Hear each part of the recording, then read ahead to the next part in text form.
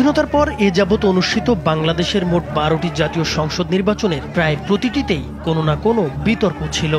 এমনকি বঙ্গবন্ধু শেখ মুজিবুর রহমানের শাসনামলে অনুষ্ঠিত 1973 সালের প্রথম জাতীয় সংসদ নির্বাচন, 1979 সালে জিয়াউর রহমানের আমলে অনুষ্ঠিত বাংলাদেশের দ্বিতীয় জাতীয় সংসদ নির্বাচনও বিতর্কের ঊর্ধ্বে ছিল না। মোট 12টি জাতীয় নির্বাচনের মধ্যে মাত্র 4টি নির্বাচন হয়েছে নির্দলীয় তত্ত্বাবধায়ক সরকারের অধীনে, আর বাকিগুলো অনুষ্ঠিত হয়েছে দলীয় সরকার এবং সামরিক শাসনের অধীনে। এসব নির্বাচনের পরে আওয়ামী লীগ 6 বার, বিএনপি 4 বার ও জাতীয় পার্টি 2 বার সরকার গঠন করে। অধিকাংশ নির্বাচনের পরই অভিযোগ উঠেছে জালিয়াতি, কারচুপি আর অনিয়মের। 1973 সালে বাংলাদেশের প্রধানমন্ত্রী ছিলেন শেখ মুজিবুর রহমান। দেশব্যাপী আওয়ামী লীগের ব্যাপক জনপ্রিয়তা ছিল সে সময়। নির্বাচনের পরে দেখা যায় মোট 300 আসনের 293টিতেই জয় পেয়েছে শেখ মুজিবুর রহমানের আওয়ামী লীগ। তবে বিরোধী দলগুলো এই নির্বাচনে কারচুপির অভিযোগ তোলে। বিরোধীদের মধ্যে জাতীয় লীগ ও জাতীয় সমাজতান্ত্রিক দল জাসদের 1 জন করে এবং স্বতন্ত্র 5 জন প্রার্থী বিজয়ী হয়েছিলেন। শেখ মুজিবুর রহমানের নেতৃত্বাধীন আওয়ামী লীগ সরকারের এই সংসদের মেয়াদ ছিল 2 বছর 6 মাস। বাংলাদেশের প্রত্যেকটি পত্রিকাকে আজকে 2-1টি পত্রিকা ছাড়া সবগুলি সরকারি নিয়ন্ত্রণে আজকে নেওয়া হয়েছে। জিয়াউর রহমানের নেতৃত্বাধীন বিএনপি ক্ষমতায় আসে 1979 সালে অনুষ্ঠিত বাংলাদেশের দ্বিতীয় জাতীয় সংসদ নির্বাচনের মধ্য দিয়ে। এই নির্বাচনেও ব্যাপক কারচুপির অভিযোগ তোলে আওয়ামী লীগ সহ বিরোধী রাজনৈতিক দলগুলো। মোট 29টি রাজনৈতিক দল এই নির্বাচনে অংশ নেয়। এই সংসদের মেয়াদ ছিল 3 বছর। আপনারা আমার জন্য দোয়া করবেন, আমি আপনাদের কথা দিচ্ছি। 1986 সালে অনুষ্ঠিত হয় তৃতীয় জাতীয় সংসদ নির্বাচন। নির্বাচনে জাতীয় পার্টি 153টি আসন পেয়ে জয়লাভ করে।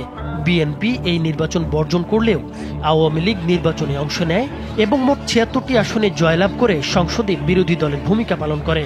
অন্যান্য নির্বাচনের মতো এই নির্বাচনেও ব্যাপক কারচুপির অভিযোগ করা হয়। এই সংসদের মেয়াদ ছিল 17 মাস, শুধুমাত্র আপামর জনগোষ্ঠীর কল্যাণ সাধনে। 1988 সালে অনুষ্ঠিত হয় বাংলাদেশের চতুর্থ জাতীয় সংসদ নির্বাচন। আওয়ামী লীগ ও বিএনপি সহ অধিকাংশ রাজনৈতিক দল এই নির্বাচন বর্জন করে। প্রধান বিরোধী দলগুলো অংশ না নেয়ায় ব্যাপকভাবে বিতর্কিত ছিল এই নির্বাচন। জাতীয় পার্টি 251টি আসন পেয়ে জয়লাভ করে সরকার গঠন করে। এ সংসদেরও মেয়াদ ছিল 2 বছর 7 মাস। 16 বছরের রাষ্ট্রপতি শাসন থেকে গণতান্ত্রিক সরকার পদ্ধতি উত্তরণের ব্যাপারে বিএনপি সরকার যে বাংলাদেশের ইতিহাসে প্রথমবারের মতো নিরপেক্ষ সরকারের অধীনে অনুষ্ঠিত হয় 1991 সালের 5ম জাতীয় সংসদ নির্বাচন। নির্বাচনে 2টি প্রধান রাজনৈতিক দল আওয়ামী লীগ ও বিএনপি সহ 75টি রাজনৈতিক দল অংশ নেয়। এই নির্বাচনে 140টি আসন পেয়ে জয়লাভ করে বিএনপি। আওয়ামী লীগ পায় 88টি। এই নির্বাচনের পরেও আওয়ামী লীগের সভানেত্রী শেখ হাসিনা নির্বাচনে সূক্ষ্ম কারচুপি হয়েছে বলে অভিযোগ তুলেছিলেন। খালেদা জিয়ার নেতৃত্বাধীন বিএনপির এই সংসদের মেয়াদ ছিল 4 বছর 8 মাস। 1996 সালে বাংলাদেশে মোট 2টি নির্বাচন অনুষ্ঠিত হয়। সেবার খালেদা জিয়ার নেতৃত্বাধীন তৎকালীন বিএনপি সরকার আয়োজন করে একটি একতরফা নির্বাচন। বিএনপির দলীয় সরকারের অধীনে অনুষ্ঠিত হওয়া এই 6ষ্ঠ জাতীয় সংসদ নির্বাচন আওয়ামী লীগ, জাতীয় পার্টি, জামায়াতে ইসলামী সহ অনেকগুলো দল বর্জন করে। একতরফাভাবে আয়োজিত এই নির্বাচনে বিএনপি 278টি আসন পেয়ে জয়লাভ করে। এর মধ্যে 49টি আসনে বিএনপি প্রার্থীরা বিনা প্রতিদ্বন্দ্বিতায় নির্বাচিত হয়ে যান। নির্বাচন শেষে বিদেশি গণমাধ্যমগুলো দাবি করে এই নির্বাচনে ভোটার উপস্থিতি ছিল 10%-রও কম। ওই সংসদে আনুষ্ঠানিক কোনো বিরোধী দল ছিল না। একটি মাত্র আসন পেয়ে বিরোধী নেতার চেয়ারে বসেছিলেন শেখ মুজিবুর রহমানের স্বঘোষিত হত্যাকারীদের অন্যতম ফ্রিডম পার্টির সৈয়দ ফারুক রহমান। এই সংসদের মেয়াদ ছিল মাত্র 11 দিন। Adopted by this caretaker government is big difference in terms of rules and regulations. তত্ত্বাবধায়ক সরকারের অধীনে প্রথমবারের মতো 1996 সালেই অনুষ্ঠিত হয় 7ম জাতীয় সংসদ নির্বাচন।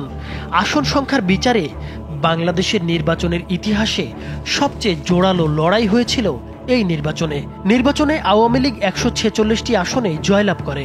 অন্যদিকে বিএনপি পায় 116টি আসন। এই সংসদের মেয়াদ ছিল 5 বছর।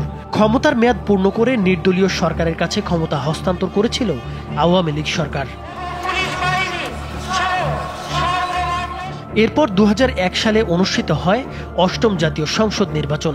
নির্বাচনে বিএনপি 193টি আসন পেয়ে যায়, আওয়ামী লীগ পায় মাত্র 62টি আসন। এই নির্বাচনের পর আওয়ামী লীগ নির্বাচনের ফল মেনে নেয়নি। বিএনপি সরকার গঠন করলে আওয়ামী লীগ শুরুতে সংসদেও যোগ দিতে অস্বীকৃতি জানায়। নানা রাজনৈতিক ঘটনার পরে একসময় আওয়ামী লীগ সংসদে যোগ দেয়। এই সংসদের মেয়াদ ছিল 5 বছর। আমি আন্তরিক কৃতজ্ঞতা ও প্রাণঢালা ধন্যবাদ জানাই এদেশের সকল ভোটারকে। 2007 সালে সে সময়কার বিএনপি সরকারের বিরুদ্ধে তীব্র আন্দোলনের মধ্যে রাজনীতিতে হস্তক্ষেপ করে সেনাবাহিনী। জারি করা হয় জরুরি অবস্থা। সেনাবাহিনী সমর্থিত তত্ত্বাবধায়ক সরকারের অধীনে 2008 সালে অনুষ্ঠিত হয় 9ম জাতীয় সংসদ নির্বাচন। এই নির্বাচনে আওয়ামী লীগ 230টি আসন পেয়ে জয়লাভ করে, অপরদিকে বিএনপি পায় মাত্র 30টি আসন। The election in Bangladesh is over. The ruling Awami League returned to power, but the protests... তত্ত্বাবধায়ক সরকার ব্যবস্থা বাতিল করে আবারও দলীয় সরকারের অধীনে 10ম জাতীয় সংসদ নির্বাচন আয়োজন করে আওয়ামী লীগ সরকার। বাংলাদেশের ইতিহাসে নির্বাচন পূর্ব সহিংসতার দিক থেকে এই নির্বাচন সব রেকর্ড ছাড়িয়ে যায়। 2013 সালে তফসিল ঘোষণার পর থেকে ভোটের আগের দিন পর্যন্ত নিহত হয় মোট 123 জন, আর ভোটের দিন নিহত হন 19 জন। 38টি জেলায় প্রায় 150-র মতো কেন্দ্রে অগ্নিসংযোগ করা হয়। বিভিন্ন জায়গায় ব্যালট পেপার ও নির্বাচন সরঞ্জাম পুড়িয়ে দেওয়ার ঘটনা ঘটে। প্রধান বিরোধী দল বিএনপি সহ বেশিরভাগ রাজনৈতিক দল আওয়ামী লীগ সরকারের অধীনে নির্বাচনে অংশ না নেওয়ার সিদ্ধান্ত নেয়। রাজনৈতিক দলগুলোর নির্বাচন বর্জন সত্ত্বেও ক্ষমতাসীন আওয়ামী লীগ ও এর জোটভুক্ত দলগুলো সহ মাত্র 12টি দল অংশ নেয় নির্বাচনে। এই নির্বাচনে ক্ষমতাসীন জোট ও তাদের শরিক দলের প্রার্থীরা ভোটের আগেই 300 আসনের মধ্যে অর্ধেকের বেশি অর্থাৎ 153টি আসনে বিনা প্রতিদ্বন্দ্বিতায় নির্বাচিত হয়ে যান। ভোট হয় মাত্র 147টি আসনে। নির্বাচন শেষে আওয়ামী লীগ একাই পায় 234টি আসন, জাতীয় পার্টি পায় 34টি। রাশেদ খান মেনন ও হাসানুল হক ইনুর দলসহ অন্যান্য দল পায় বাকি 16টি আসন। বিরোধী দলসহ অন্যান্যরা এই নির্বাচনকে একতরফা নির্বাচন হিসেবে আখ্যা দেয়। একসাথে দুজন ভোট দিচ্ছেন? কই না তো। আপনি তো একবার ভোট দিয়েছেন না? ওখানে দেখলাম ভোট দিচ্ছেন। জি না। এরপর 2018 সালের একাদশ জাতীয় সংসদ নির্বাচনও ছিল বাংলাদেশের ইতিহাসের আরও একটি সাজানো একতরফা নির্বাচন। বিএনপি সহ বিরোধী দলগুলো নির্বাচনে অংশ নেওয়া নিয়ে সন্দেহ সংশয় ছিল। তবুও বিএনপির সঙ্গে আরও কিছু দল যুক্ত হয়ে জাতীয় ঐক্যফ্রন্ট নামে একটি রাজনৈতিক জোট গঠন করে। প্রধানমন্ত্রী শেখ হাসিনা জাতীয় ঐক্যফ্রন্ট সহ আরও কিছু দল ও জোটের সঙ্গে সংলাপ করেন এবং সুষ্ঠু নির্বাচনের প্রতিশ্রুতি দেন। এরকম প্রেক্ষাপটে নানা প্রতিকূলতা সত্ত্বেও বিরোধী দলগুলো নির্বাচনে অংশ নেয়ার সিদ্ধান্ত নেয়। এ নির্বাচনে মোট 39টি দল অংশ নেয়। প্রার্থী ছিলেন 1865 জন। নির্বাচনে আওয়ামী লীগ একাই 258টি আসন পায় বলে নির্বাচন কমিশন ঘোষণা করে। জাতীয় পার্টি পায় 22টি আসন, অপরদিকে জাতীয় ঐক্যফ্রন্টভুক্ত বিএনপি পায় মাত্র 6টি আসন। এ নির্বাচন নিয়ে ট্রান্সপারেন্সি ইন্টারন্যাশনাল বাংলাদেশের এক গবেষণায় বলা হয় 50টি আসনের মধ্যে 47টিতেই কোনো না কোনো অনিয়ম হয়েছে। বিবিসি সহ বেশ কিছু গণমাধ্যমের ক্যামেরায় ধরা পড়ে আগের রাতে ভরে রাখা ব্যালট পেপার ভর্তি ব্যালট বাক্স। জনগণের কাছে এই নির্বাচন রাতের নির্বাচন হিসেবে পরিচিতি পায়। 2024 সালে আওয়ামী লীগ আবারও আয়োজন করে দ্বাদশ জাতীয় সংসদ নির্বাচন। আওয়ামী লীগ সরকারের একতরফা নির্বাচনের প্রস্তুতি দেখে তা বয়কট করে বিএনপি, জামায়াত সহ বেশিরভাগ রাজনৈতিক দল। প্রতিপক্ষবিহীন নির্বাচনকে জমজমাট করতে অভিনব কৌশল নেয় শেখ হাসিনার নেতৃত্বাধীন আওয়ামী লীগ সরকার। নির্বাচনের সমমনা জাতীয় পার্টি জাসদ সহ 14 দল থেকে সমঝোতার মাধ্যমে আলাদা প্রার্থী মাঠে নামানো হয়। একই সঙ্গে নৌকা প্রতীকে নিজ দলের প্রার্থীদের বিরুদ্ধে আওয়ামী লীগ ও সহযোগী সংগঠনের নেতাকর্মীদের প্রার্থী হিসেবে দাঁড় করায় দলটি। নিজেদের প্রতিপক্ষ নিজেরাই। নির্বাচনে নজিরবিহীন এবং অভিনব এসব প্রার্থীদের নাম শেখ হাসিনা নিজেই রাখেন ডামি প্রার্থী। এই নির্বাচনে 298টি আসনের মধ্যে 223টিতেই জয়লাভ করে আওয়ামী লীগ, আর স্বতন্ত্র প্রার্থীরা জয় পান 61টি আসনে। জাতীয় সংসদে প্রধান বিরোধী দল জাতীয় পার্টি পায় মাত্র 11টি আসন। এই নির্বাচনকে দেশ ও আন্তর্জাতিক মহল ডামের নির্বাচন হিসেবে আখ্যা দেয়। 5 আগস্ট আওয়ামী লীগ সরকারের পতনের পর রাষ্ট্র সংস্কারের দাবি ক্রমশ জোরালো হয়ে ওঠে। সেই প্রেক্ষাপটে 2 ধাপে মোট 11টি সংস্কার কমিশন গঠন করে দেশের বিশিষ্ট নাগরিকদের দায়িত্ব দেয় অন্তর্বর্তী সরকার। 3 মাস ধরে সাধারণ নাগরিক, রাজনৈতিক দল ও অন্যান্য অংশীজনদের কাছ থেকে মতামত সংগ্রহ করে ইতিমধ্যে কয়েকটি কমিশন তাদের রিপোর্ট জমা দিয়েছে। এর মধ্যে নির্বাচন ব্যবস্থা ও সংবিধান সংস্কার কমিশন যে রিপোর্ট জমা দিয়েছে তা যদি বাস্তবায়িত হয় তবে বড় ধরনের পরিবর্তন আসবে বাংলাদেশের শাসন ব্যবস্থায়। অবাধ, নিরপেক্ষ ও সুষ্ঠু নির্বাচন অনুষ্ঠানে একটি কার্যকর ব্যবস্থা গড়ে তোলার লক্ষ্যে 150 সুপারিশ রেখেছেন বদিউল আলম মজুমদারের নেতৃত্বাধীন নির্বাচন ব্যবস্থা সংস্কার কমিশন। প্রতিবেদনে রাজনৈতিক দলের লেজুর ভিত্তিক সংগঠন নিষিদ্ধ করার প্রস্তাব করা হয়েছে।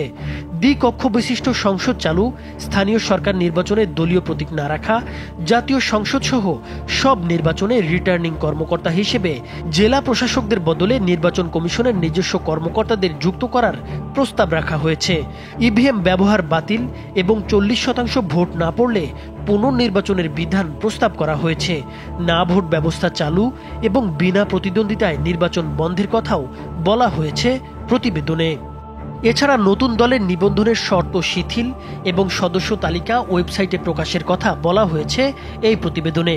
গুরুতর অপরাধে অভিযুক্ত ও সাজাপ্রাপ্তদের রাজনৈতিক দলের সদস্য হওয়ার অযোগ্য ঘোষণা করার প্রস্তাবও রয়েছে এতে।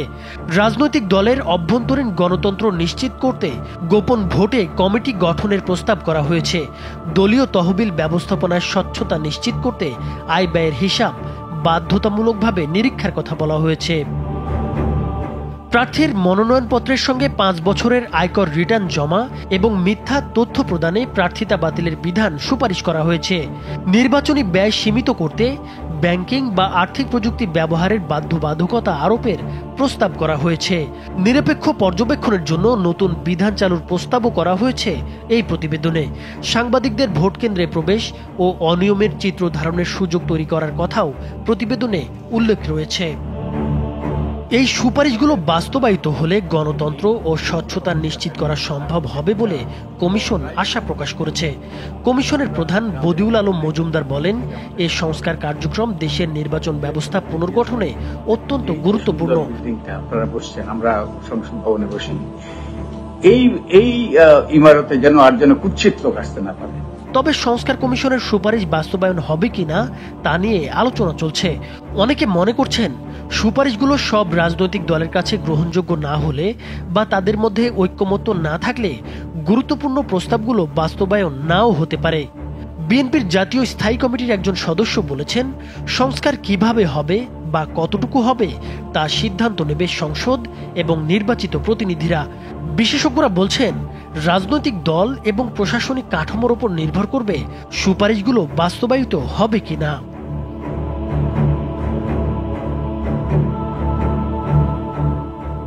নাইমুর হোসেন, মাছরাঙ্গা টেলিভিশন।